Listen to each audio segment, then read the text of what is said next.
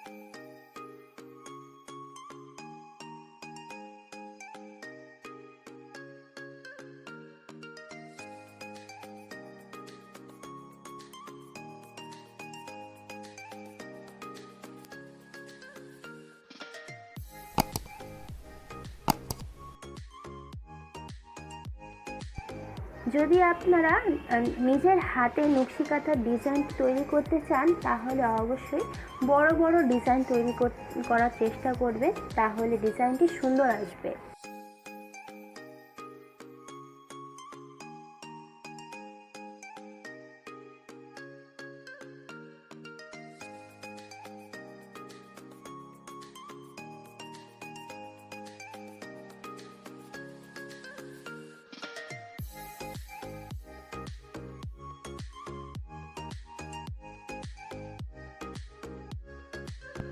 আমি আমার পছন্দ মতো ডিজাইনগুলো এঁকে নিয়েছি।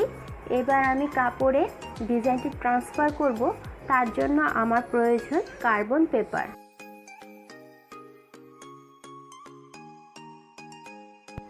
এখানে আমি সাদা কালারের কার্বন পেপারটি ব্যবহার করছি। আপনারা চাইলে কালো যে কার্বন পেপারটা পাওয়া যায় সেটিও ব্যবহার করতে পারবেন। কাপড়ে ডিজাইনটি অঙ্কন করার আগে আপনাদের খেয়াল রাখতে হবে যে কাপড়ের নিচে যেন একটি শক্ত কিছু রাখা হয়।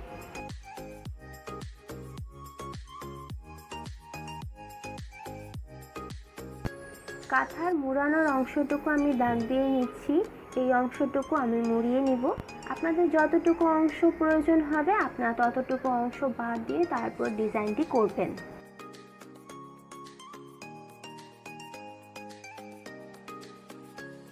আমি কাপড়ে ডিজাইনটি তৈরি করার জন্য প্রথমে কার্বন পেপার দিচ্ছি, তারপরে ড্রয়িং করা পেপারটি রেখে তার উপর পেন্সিল দিয়ে হুবহু ড্রয়িংটি আবার করে নেব।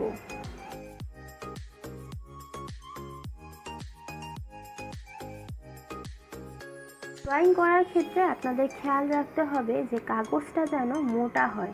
যে ড্রয়িং করা পেপারগুলো পাওয়া যায় সেগুলো ব্যবহার করতে পারবেন অথবা অফসেট পেপারগুলো ব্যবহার করতে পারবেন।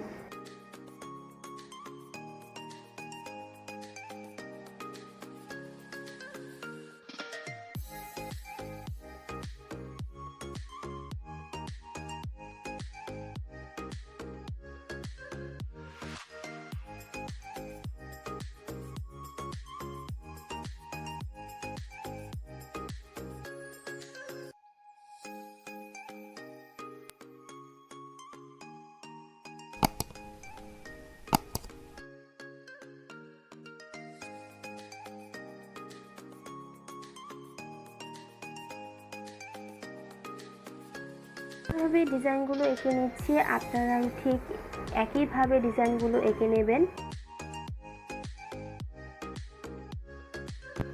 আপনারা চাইলে ট্রেসিং পেপারের সাহায্যেও ডিজাইনগুলো ট্রান্সফার করে নিতে পারবেন। খুব শীঘ্রই আমি ট্রেসিং পেপারের সাহায্যে কিভাবে ডিজাইন ট্রান্সফার করতে হয় সেটি দেখিয়ে দিব।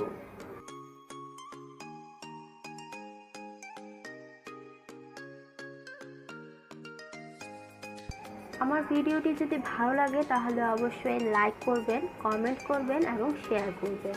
আর আপনারা যদি নতুন হয়ে থাকেন তাহলে আমার চ্যানেলটি অবশ্যই সাবস্ক্রাইব করে রাখবেন।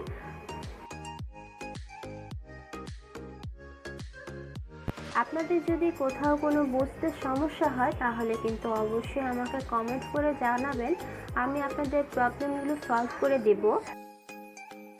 আর আপনাদের যদি কোনো কিছুর ডিজাইন অথবা কোনো কিছুর প্রয়োজন পড়ে তাহলে অবশ্যই আমাকে কমেন্ট করে জানাবেন, আমি আপনাদের সাহায্য করব।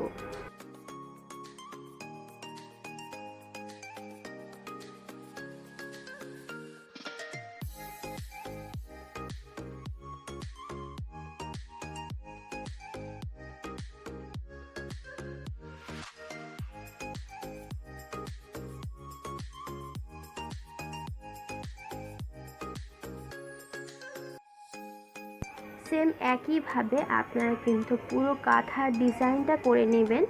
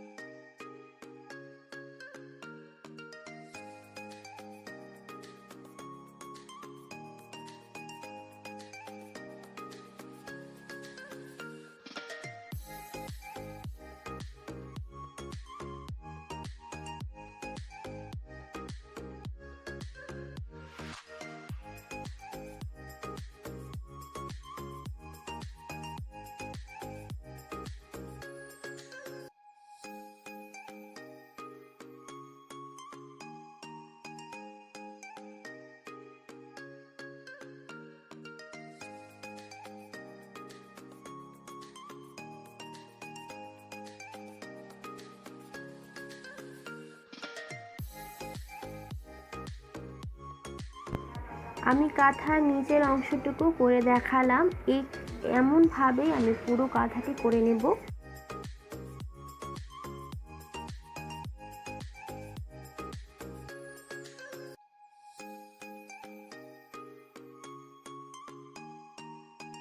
এবার আমি সেলাইয়ের কিছু অংশটি আপনাদেরকে দেখিয়ে দিচ্ছি যে কিভাবে সেলাই করতে হয়। নর্মালি কাঁথায় রানিং স্টিচ যে ব্যবহার করে সেটি দিয়েই আমি কাঁথা সেলাই করে নেব। আপনারা চাইলে ফ্রেম ব্যবহার করতে পারবেন অথবা ফ্রেম ছাড়াও কিন্তু কাঁথা সেলাই করতে পারবেন।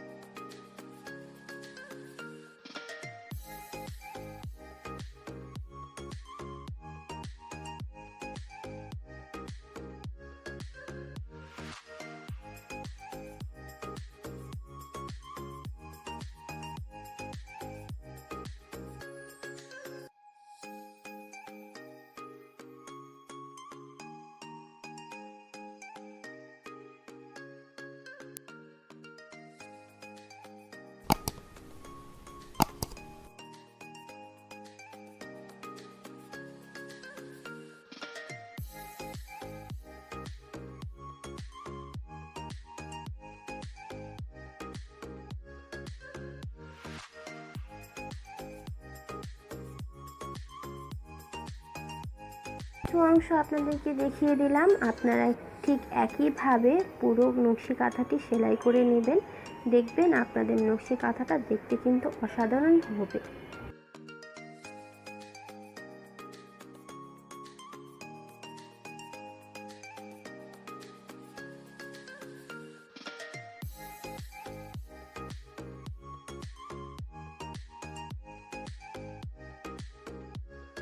তাহলে এখানেই বিদায় নিচ্ছি। দেখা হবে অন্য কোনো পর্বে অন্য কোনো বিষয় নিয়ে। আসসালামু আলাইকুম।